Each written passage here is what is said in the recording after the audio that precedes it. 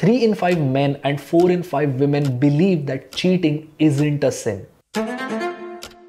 89% of corporate employees in Mumbai city reported attending such parties purely to seek physical comfort from the opposite sex. Affairs were the third biggest reason behind murders in India. You go to work to make money, but if you are working in 2025 India, you go to work to cheat on your partner. Look at this app Gliden. It has 3.5 million users in India, making the country its largest market. Built and operated entirely by women, it has one purpose: helping people cheat on their partners. There's another cheating dating app like this called Ashley Madison. Of the 52 countries that they operate in, they found that India had the highest instances of cheating at 53%. Keep in mind, this app openly flaunts a tagline that says, "Life is short, have an affair." So these people didn't unknowingly download it. And one of the biggest contributing factors to this downfall of Indian society is the workspace. Let's dissect it, as always, with the help of data and evidence.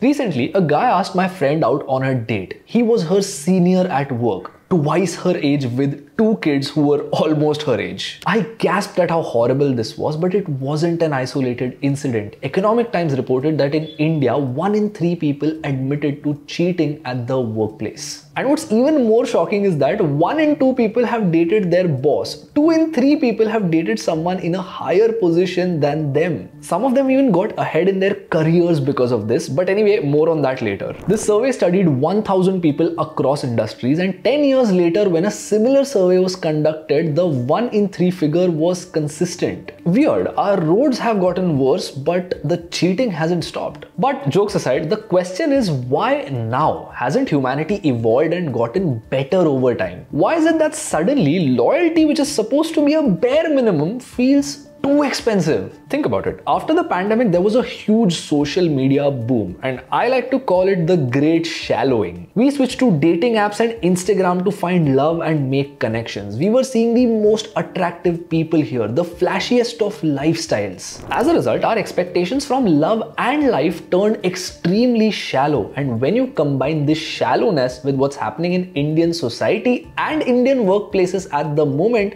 the result is very, very disturbing. At work, for instance, we are locked up away from our loved ones in a high stress environment because we've got CEOs who say weekends are Western imports. Work-life balance is stupid. Everyone must work 70 hours a week. What these CEOs conveniently ignore is that they have equity in the company. They benefit from working 70 hours a week and hence enjoy it. The average employee, on the other hand, is doing this for a salary. They're burnt out, they hate their jobs, and there's nothing of substance that this work could get them. Now, there's obviously going to be a CEO apologist who would say that you all have become lazy, okay, you should work hard. But there's data to back up everything I'm saying. The ILO reported that India is one of the most overworked nations in the world, where more than half the population works for an average 9.6 hours a day. Moreover, public transport is so bad that the average Indian spends an hour commuting to work one way every single day. So riddle me this. What do you think happens when we take a lonely person, overwork them,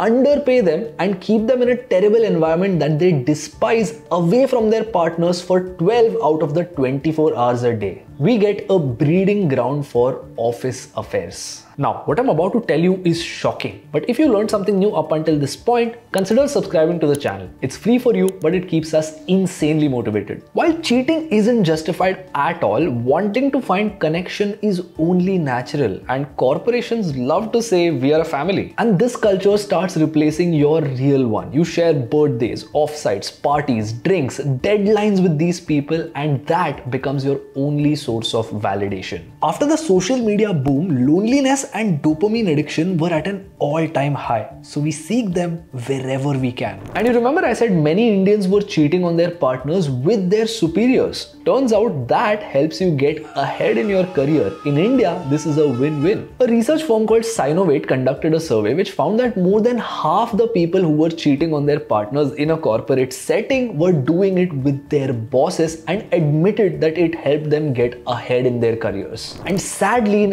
India right now, promotions are the only way to upgrade your lifestyle. Increments don't mean shit. There's data to prove this. Corporate profits grew 4 times in the past 4 years, but wages remained stagnant. We're always seeing people on Instagram have amazing lives. They have fancy vacations, flashy cars. We all want that, right? But how can we have that with a meager 3% increment? Almost half of Indians aren't even able to save enough to have an adequate emergency fund, let alone meet their fancy goals. And to top it all off, night shifts. Imagine you are in a fantastic relationship, but you work a night shift. Your partner works 12 hours in the morning while you work 12 hours in the evening. Believe it or not, this increases the likelihood of infidelity by 80%. A British law firm that handles civil cases reported this. And the gravity of this truly hit me when I was discussing the current dating scene with an acquaintance of mine who works a night shift. She said the thought of dating someone feels so foreign because I have no social life outside of my office. I start work at 8 p.m. and end it at 4 a.m. I sleep throughout the day. But all of this had to do with the workspace. The second biggest problem right now has to do with Indian society. To make things worse, many people in India are married to people they don't like. 93% of marriages in this country are arranged, which is super problematic because instead of looking at factors like shared interests and compatibility, we're looking at things like caste, social status, income. We've lost the whole plot. Healthy relationships are where you're able to sit with this person in a room and do nothing. That is the person you want to spend the rest of your life with. Sadly, in India, the reality is nothing like this. After marriage, once the honeymoon period has waned off, you are living with your wife, but there's no relationship there as such. You don't share a lot of things in common, there's very little to talk about. But at work, on the other hand, you have a social life. You work with people who are similar to you. You do the same things. You bond over bosses that you hate. You have amazing office parties and offsites. There's a work hard, play hard culture, often accompanied by alcohol and music, which makes you lose your inhibitions and manifests itself into cheating. If you think this is far-fetched, 89% of corporate employees in Mumbai city reported attending such parties purely to seek physical comfort from the opposite sex. Believe it or not, Times of India reported that in India, 3 in 5 men and 4 in 5 women believe that cheating isn't a sin, in a country where love and commitment are considered sacred. And the consequences of cheating can be brutal, literally. Look at this cute couple. That is Sonam and Raj. Look at how in love they look. And the love went a little far because Sonam was on a honeymoon with her husband and she, along with Raj, hired 3 hitmen to have him killed. And if you think this is a one-off instance that went too far, you aren't ready for the big picture. The National Crime Records Bureau reported that affairs were the 3rd biggest reason behind murders in India. And of course, no one wakes up and says, "Today seems like a great day to hire hitmen and kill my wife." It all starts with a tiny moment of loneliness, a need for validation, a cry for attention that went unanswered. For every extreme instance like Sonam's, there's a million other people stuck in unhappy relationships. So how do we fix this? Primarily at the societal level, we need to fix the state of our corporations. If people are to work on their relationship or their love life, they need to have the time in the first place, and that would happen with better labor laws that don't promote overworking the population. Working 70 hours a week, not sleeping enough isn't a flex. Weekends and work-life balance aren't Western imports. You need these things. We also need to redefine 2 things. First, marriage. People need to be doing it not for monetary or social gains, but to find a life partner, for love. It's about time both boomers and Gen Z snap out of this arranged marriage sham. The second thing is redefining success, such that this definition is also outside of your workplace. Corporate progress isn't everything, and if this progress doesn't come without forming intimate relationships with your superiors, you don't need it. Your worth isn't tied to your designation. Success is also not a fancy car, a bag, or a luxurious vacation that you would go to any extent for. Success is to be able to see your children grow up, experience love, to have time on your hands. Moreover, a lot of cheating happens when we aren't able to communicate well.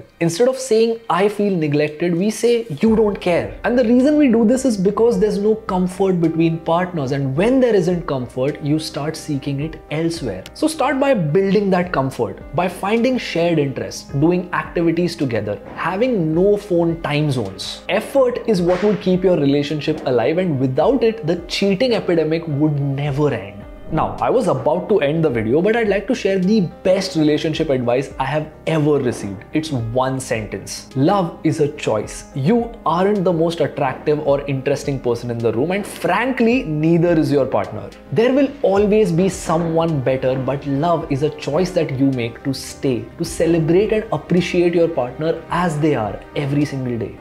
And maybe all of this cheating is proof that this advice is the truth. People want something real, but they're only looking at temporary, short-term solutions. So why not put in the work and find the long-term solution that actually works? How do you think we can solve this crisis? Let me know your thoughts in the comments. And if you learned something new from this video, consider subscribing to the channel, as that's what keeps us insanely motivated.